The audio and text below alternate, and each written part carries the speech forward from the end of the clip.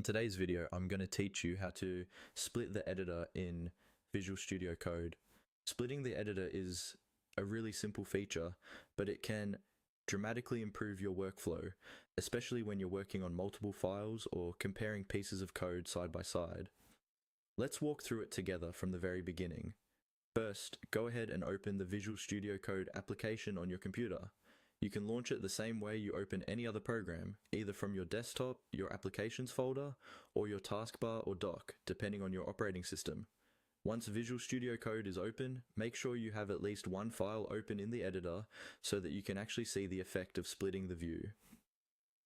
When your file is open, look towards the top right corner of the editor area. You'll see a small set of icons that control how the editor is displayed. One of these icons is the split editor icon. It usually looks like a rectangle divided into two sections. This is the button that allows you to divide the current editor into multiple views. Move your mouse over to that split editor icon and click on it.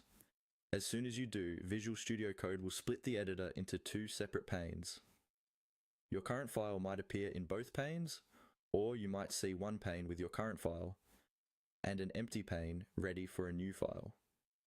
Either way, you now have multiple views available on the screen at the same time. From here, you can click into either pane and open a different file in each one. This makes it much easier to compare code, reference another file while you work, or keep important documentation visible as you write or debug your code. You can also resize the panes by hovering over the divider between them.